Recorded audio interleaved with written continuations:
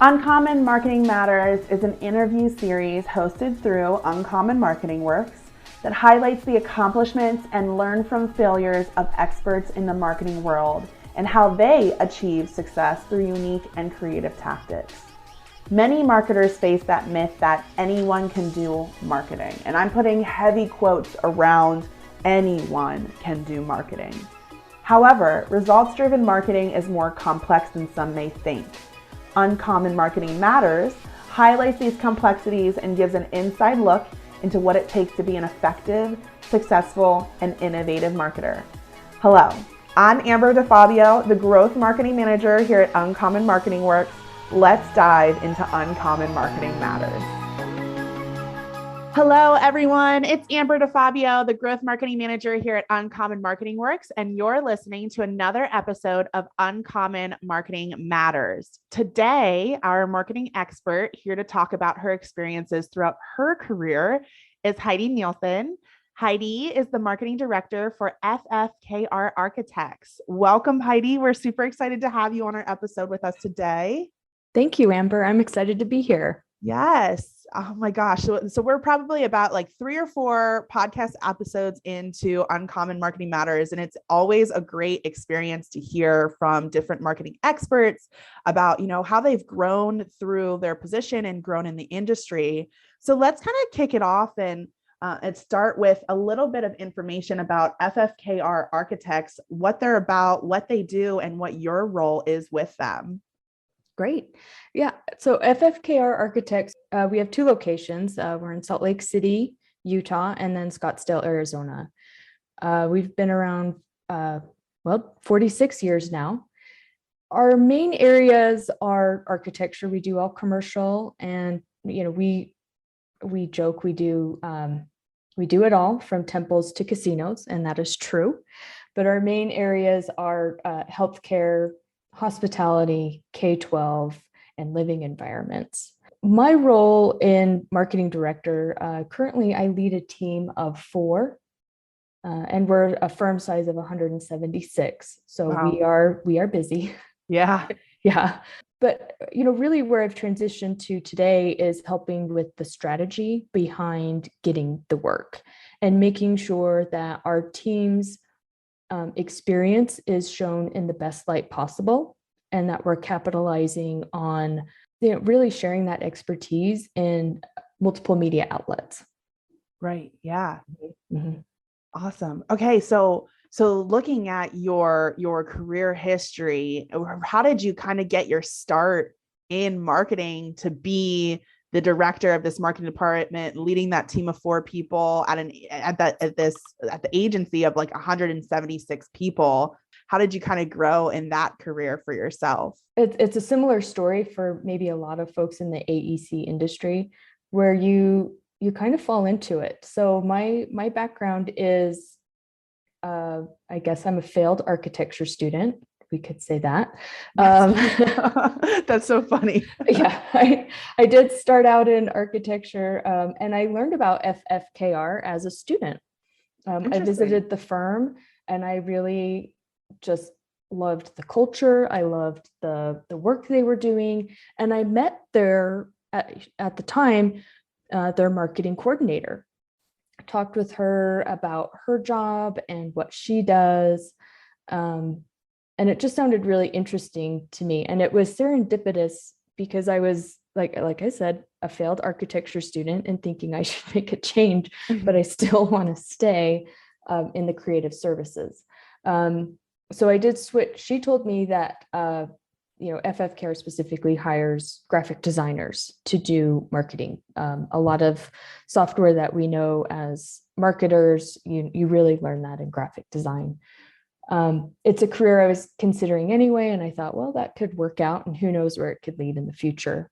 So I did get a Bachelor of Fine Arts, which most people would say, what are you going to do with that? And I guess I could say you could be a marketing director for an architecture firm. Right. Yeah.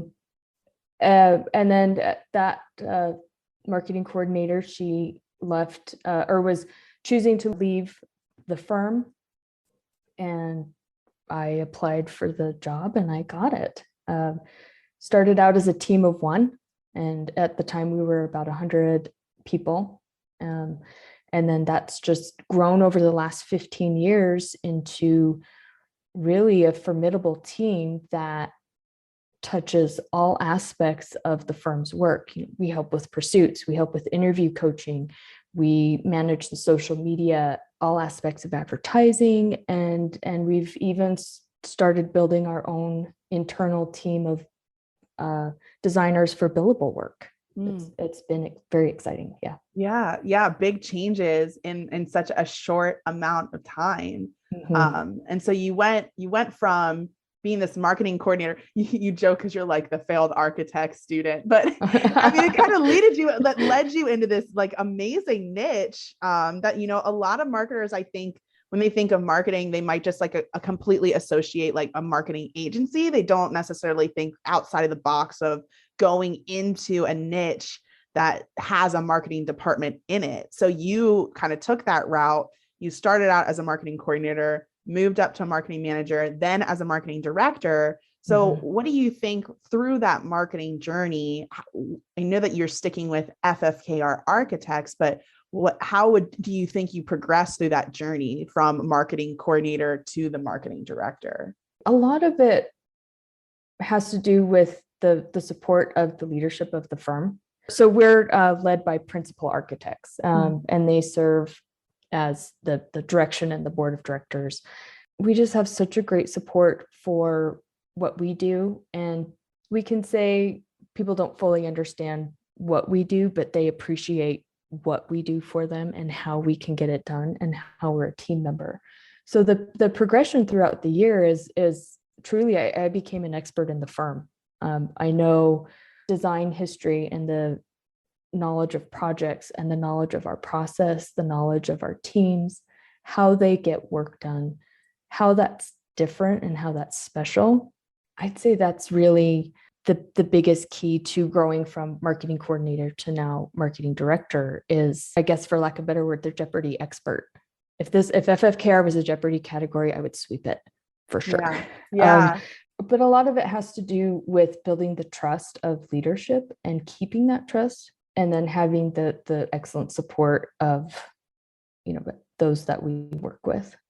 Yeah. And it sounds like you put a lot of effort into getting to know not just the organization that you're working for, the firm that you're working for, but also the industry in general. And that's what had those leaders putting their trust in you, and you retaining their trust was knowing that you were going to come in, hit the ground running, that you were already, had a little bit of a degree and a background and knowledge in the field. But then on top of that, you're soaking up that knowledge left and right, like you said, and being that Jeopardy expert. You're like, I'll take it for 1,000, Alex. Thanks so much. Exactly. Yeah. So out of all these things that you're doing in your marketing career, from coordinator to manager to director, and really building, this powerhouse of a marketing department in your firm, what do you think is the thing that you're the most passionate about when it comes to your job, whether that's every day, or maybe it's a certain project or something you get your hands on every once in a while that you're like, yes, I love this. I'll eat this up all day long. I think I guess I would have two that I would pick. And the first is I just absolutely love the strategy. Building, meeting with the teams, understanding what they've learned, building the plan of what we need to know, how do we need to approach this, who and the what, so that as soon as that project hits the streets, we are in the best position to win the work. Where we're writing content that is so specific to the client. They know we've heard them in the meetings. We're not presenting something that's like, this will probably get us to the interview and then we'll win it. It's really building that comprehensive strategy for pursuit, the comprehensive understanding of that client and the team's relationship campaigns. So we do targeted marketing campaigns, content marketing, and that's a component of that pursuit strategy that I think is is just so fun. We proposal after proposal, you need a little something refreshing. We've all heard about the proposal burnout where you're just going from one to another. So I really love stepping back and getting that bigger picture of the content marketing. What's the story that we're telling? What piece of our knowledge is helpful and educational to our clients, and getting those pieces out, and that's all coordinating with our teams. It gives us an opportunity to learn what's the latest and greatest in their market. I mean, we have 13 different markets that we pursue, so we have to be pretty familiar with each subcategory. And those content marketing pieces really help us build that expertise in how to talk about our teams. Right. Mm-hmm. Yeah. And it kind of circles back to what you said already about, yourself knowing the industry. You not only have to know the industry to be in your position, but also really your client, especially if you're producing all those proposals. Mm-hmm. I think even on the marketing agency side, when we're creating a proposal for a possible client, a lot of people can tell if you're just doing a cookie cutter approach. Like they're like, oh, they could have sent this same proposal to like 5 other people. It would have fit all of them. So it's really knowing that client and making sure that you're meeting their needs and that you're providing something to them. Mm-hmm. So like you said, like circling back to just knowing that industry in general and getting familiar with your client. And it sounds like you guys are already on track to doing that, and that you're doing that as well in your marketing efforts. You pointed out something that I think is really imperative when we're talking about what the purpose of marketing really is, and that's generating those leads so that your sales team or that your those people in your firm can even start creating those proposals. Mm-hmm.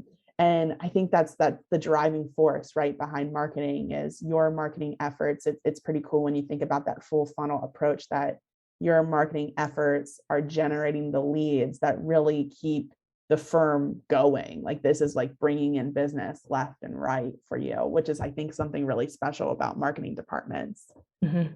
Yeah, I agree. And, one thing you asked earlier is how to move forward from coordinator to a manager to a director.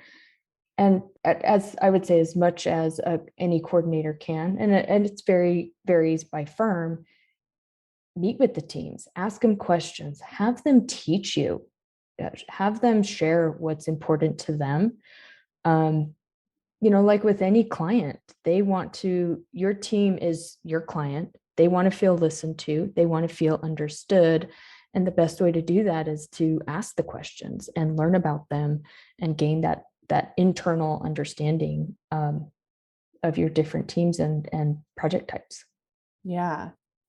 And as you're working with your team members and, saying that you started out as 1 and then you're now a team of 4 and you had only 100 in your firm and now there's 170 plus, do you find that along the lines of that as a marketer, when you tell people about your job or you tell others at the firm about your job, do you come across any of these stereotypes that they have in their heads about who you are as a person because you're a marketer, or what your job necessarily entails because you're a marketer? I don't know about stereotype. I think a lot of what we get to do is educate. And certainly over the last couple of years, we've had the opportunity to hire a lot of people, but really to educate what marketing can do for them. I guess that's the approach we've taken. Is there?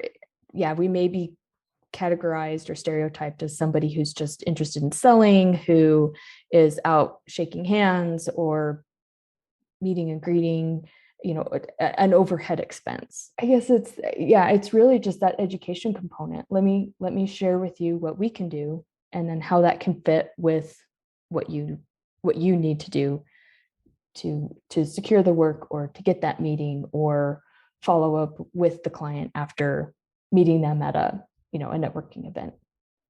Yeah.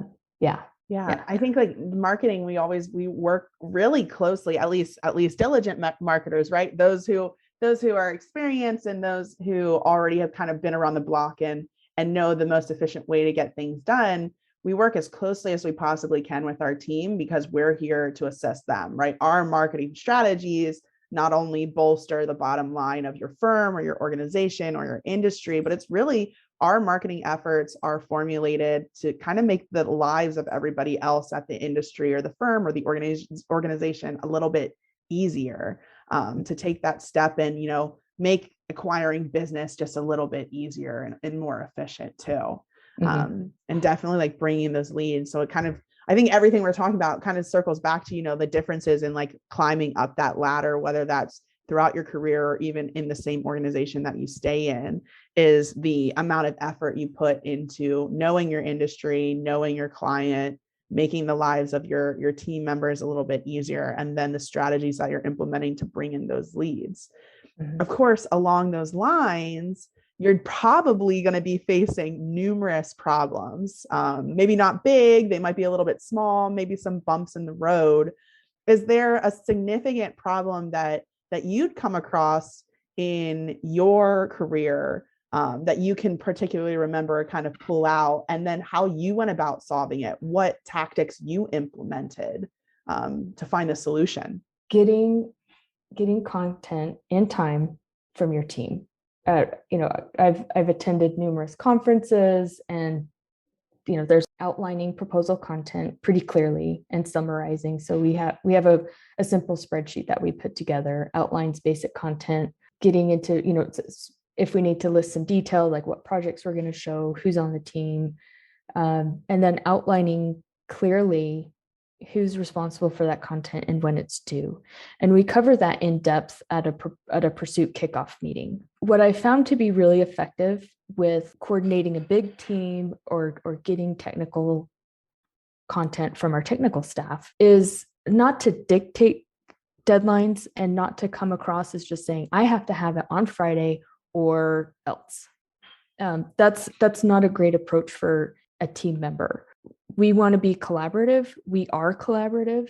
So we look at what needs to be done. We say it needs to be done by, the end of January. So let's backtrack and say, based on, understanding that this is a decision together, we're setting these goals together, as opposed to someone coming in saying, here's the plan, follow it. Yeah. I think that helps a lot, that you understand, that they understand that you understand they have deadlines and they need to be respectful of our time. That giving us content the day a proposal's due is not a quality proposal. I think that's been the biggest thing that I've been really proud of that we've accomplished, and we're continuing to refine this process. It changes as every year proposals change slightly different. Everything evolves, so our process needs to evolve. But really, that key kickoff meeting and the understanding of people's obligations and then the obligation for getting this work, I think that's really been helpful to building that trust and relationship with our teams. It also helps with people new to the proposal process, gives them an understanding of how we do work, instead of just saying, here, write a project management plan, thanks, see you in 2 weeks. Right. Right. I think so many times too, no matter what position you have, deadlines are a huge part of it. So like you were saying, not coming at it and dictating it, but kind of letting there be a process and a rhyme or reason for why things are due and how it progresses throughout the entire proposal process is definitely something that a lot of teams can utilize. I know even at our marketing agency, we have a project management system. I don't know if you guys have a project management system too, but it's like we live and breathe by this project management system where it's like we see our deadlines coming up, we see what's needed to get done, all the assets that are needed in order to make that deadline, to complete that deadline. And sometimes those have to push depending on if we don't have what we need or we need a little bit more time. And it's this kind of like moving machine in this process that you need to start, like you need to refine. And it sounds like you are already on your way to refining that process and creating a smoother machine there. Having that process be as smooth as possible, the amount of stress and it saves and time. And again, you're just continuing to build that relationship with the teams. And it's so important to have that. Right.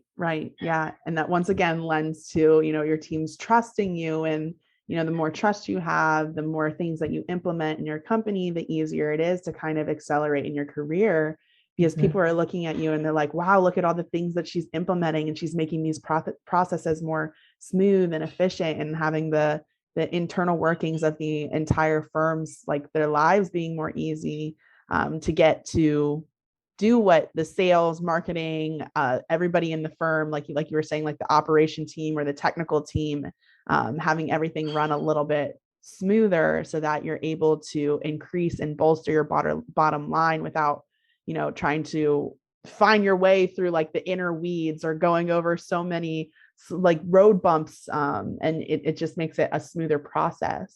Yeah. In terms of your industry, right? Like specifically focusing on like AEC industry, are there any things that you're finding from your firm's point of view that you're like, I think in general, this might be an industry struggle right now, or anything like that, that you're like, I think where a lot of people are facing this issue? With AEC industry struggle right now is availability of materials. Yeah. I think every firm has experienced it, where you have cost escalation of product, and then you have the creep in schedule, because products are just not available. So things are maybe taking a little bit longer to get in. So we have to work around that. But it's something that our teams are aware of. So as we're approaching a new project and putting together an approach on how to manage, something that's completely out of our control, there are points where we can help our clients and help, be that partner to say, well, these are identify items we need to order early, and work through that process with them. But I'd say facing us right now is cost escalation and product availability. It's crazy. Yeah, I'm sure. It's crazy, but hopefully that'll calm down. Yeah. Cross your fingers. I mean, that also like ties back into like that deadline orientation, and being upfront and honest about your clients and the proposals as well. Especially if you're not able to get those materials in, they're like, oh, well, we want this project done to be done in like the next 6 months. And you're like, there's no way. We cannot, like, just in general, like you said, things that are out of your control, but being transparent and knowing the industry, knowing your client, and being able to meet their needs, finding that compromise on if they have like a rush project they want to get done architecturally, that you can try to meet them in the fastest way possible, but also still being realistic about timeline and those deadlines too. Yeah. That's the bummer conversation of, this is a great project, but we may have to adjust a little bit. Right. So in terms of that, and just in general, is there any piece of advice that you can kind of give to, entry-level marketers, those who are mid-level, kind of working up in their career the same way that you did, from coordinator to manager to director, or even those who are a little bit more experienced, maybe even on your director level, who are just looking to hear about what other people in their industry have been facing as well? But is there a piece of advice that you can give to any of those people, from either the things that you've learned or the experiences that you've had, that you're just like, I wish I would have known this sooner? It's tough to answer that sometimes, because you're in it so long that you kind of you forget what you didn't know. Right. No, yeah, I totally understand. But I would get involved, and this may be a kind of an odd piece of advice, but understanding the business side of your business is very important. Understanding how your fee structures are decided, understanding how we operate as a company has been invaluable for my growth, because I understand the bigger picture of the company's goals, how we function as a business, and how we operate. And I think that that's something that wish I had known a little bit sooner. And I would encourage people to understand that to the extent that you can. Every firm's different, but understanding the business side, understanding the fee structure side. I've found that once I've understood that, and this has been several years ago, it just gives you that more in-depth understanding of how the teams function, what they're looking at, why they may be considering one project over another, and understanding the long-term goals of company growth. That's really going to put you, it's really going to help professionally move your career forward, because now you have the bigger goals of the firm in mind and at heart as you're helping teams win work. So in general, it's just, knowing your business inside and out, so that you're able to, when you're coming up with those marketing strategies or those marketing tactics, that you understand why they could work for your firm and why they couldn't. You're able to streamline your processes a lot better, just as we kind of covered already. You're able to help the team out, make processes more efficient.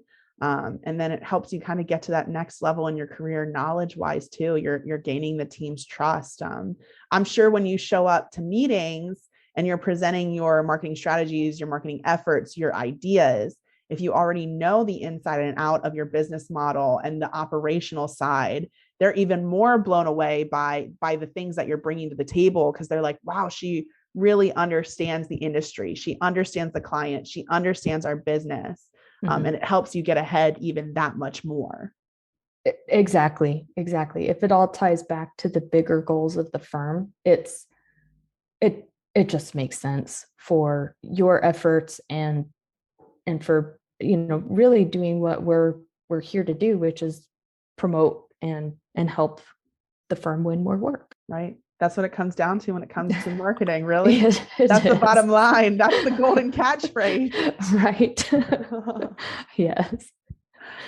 Well, perfect. Heidi, thank you so much for joining us on this episode of Uncommon Marketing Matters. It has been wonderful hearing your experiences. We always appreciate it. And it's really nice having someone from the AEC industry, because I think a lot of marketers too don't even consider that as a possible realm to go into. So it's wonderful hearing about your experiences. Thank you everyone for listening to another episode of Uncommon Marketing Matters. Until next time, this is Amber DeFabio, the Growth Marketing Manager here at Uncommon Marketing Works. Thank you so much, Heidi. Thank you.